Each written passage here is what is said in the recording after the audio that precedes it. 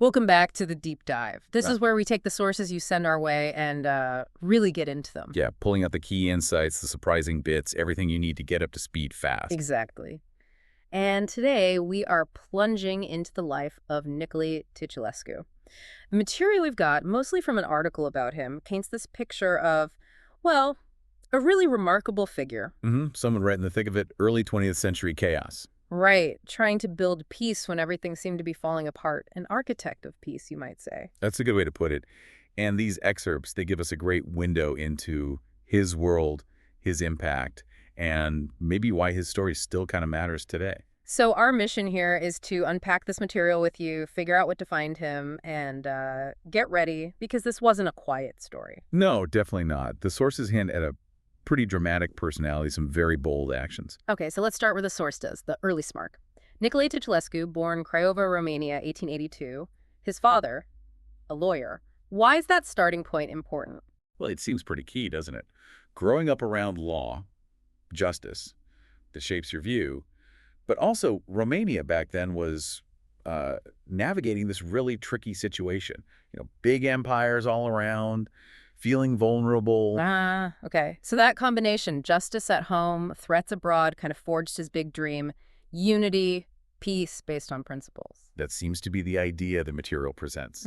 This drive came from somewhere deep. And then he heads off to Paris, masters law, soaks up ideas. Right, absorbs the intellectual currents. But he doesn't just stay there. He comes back, becomes a lecturer, a writer, prolific, actually. The article mentions over 30 works in multiple languages. Yeah, so he's building this intellectual foundation, laying the groundwork for his later influence. It wasn't just academic. So he builds this base, and then bang, politics calls. Yep, elected to the Romanian parliament, 1912. And think about that timing. Just before World War I. Exactly. Europe's a powder keg. And for Romania, like we said, this isn't theory. It's survival. And the source highlights his role during the War Minister of Finance. That sounds intense. Managing a wartime economy. Herculean is the word the source uses, and it fits. It must have been an immense task. And what's really stressed is how bold he was. His fiscal reforms weren't small tweaks. No, they were so challenging, apparently they actually brought down governments. Wow. So right from the start, he's making waves, making enemies too, I bet. And admirers, the source notes, it shows that willingness he had, even early on, to stand his ground, even if it meant standing alone. That's a theme, really. He was also involved with the National Romanian Committee in Paris, right? Pushing for self-determination. Fighting for Romania's place. And then after the war, he's at the peace table. Signing the Treaty of Trianon. Huge for Romania's borders, its future. A major diplomatic achievement, securing their place on the post-war map. Okay, so post-war, he really steps onto the world stage. Romania's permanent delegate to the League of Nations.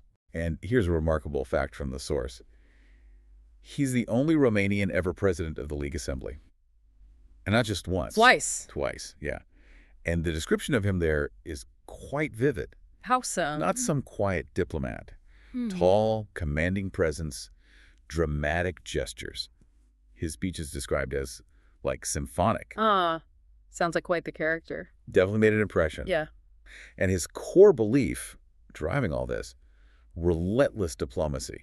That was the only way he thought to keep the peace. Constant effort. And he had this interesting idea, the source mentions, spiritualization of borders. What did that mean? It sounds a bit abstract maybe, but it was pretty radical for the time. He argued that real security wasn't just about treaties and lines on maps. It needed more. It needed shared values, mutual respect, the kind of common spirit between nations to make the peace stick.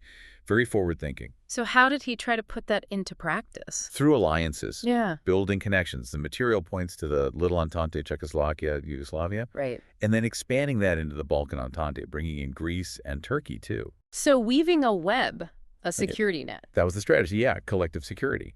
The idea that if one nation was attacked, the others would stand with it. Strength in numbers. And underpinning all this was his belief in, what, the equality of nations? Absolutely. Sovereignty and equality for all nations, big or small. That was non-negotiable for him. His whole career was this tireless pursuit of peace through cooperation. But, the 1930s, peace was looking increasingly fragile. Fascism was rising. And that, as the source makes clear, became the ultimate challenge to his entire vision. It was like trying to grow a delicate flower in a hurricane. He faced opposition too, didn't he? Not just from outside. Oh, definitely. At home, King Carol II was wary of him, partly his Soviet dealings, but also Titulescu's independence. He wouldn't just toe the line, especially with authoritarian trends. And internationally, the fascist powers weren't fans, presumably. Not at all. Which leads to this incredible moment the article recounts. At the League of Nations, Mussolini had invaded Ethiopia, and some Italian journalists were apparently mocking the Ethiopian Emperor Haile Selassie. Titulescu just lost it. What did he do? He stood up and shouted across the assembly. The source quotes him, "To the door with the savages." The door with the savages in the League of Nations Assembly. Can you imagine the Yeah. sheer drama of it? That's wow. But the source raises a good question there, doesn't it? Was that reckless?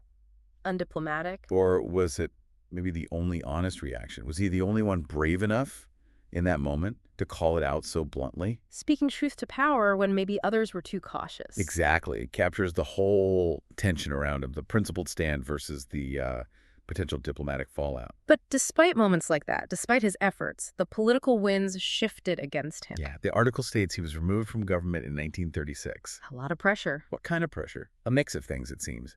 Rising fascist influence from outside, but also reactionary forces inside Romania who didn't like his European collective security ideas or his independence streak. And he got sick around this time, too. Yes, adding personal struggle to the political battles. Yeah. But even then, the source says, he kept fighting for his beliefs. But ultimately, he was forced out. Into exile, yes, to France.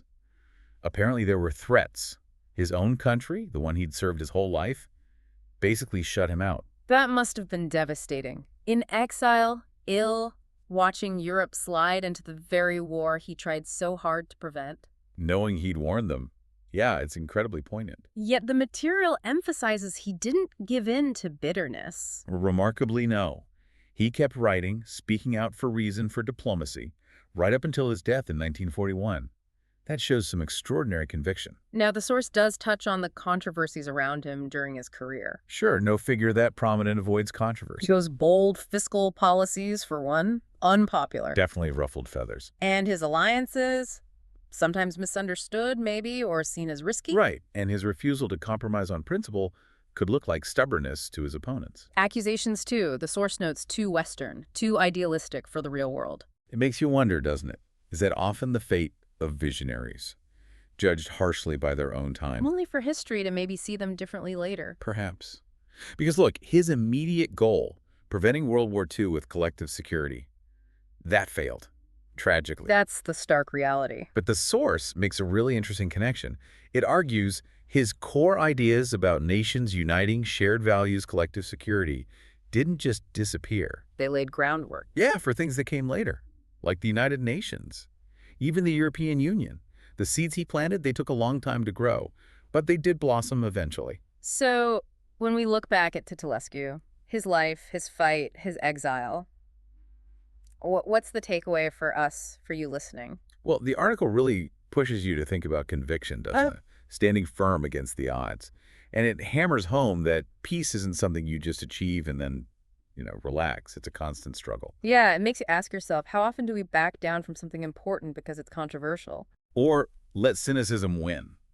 Just assume the big problems are too big to solve.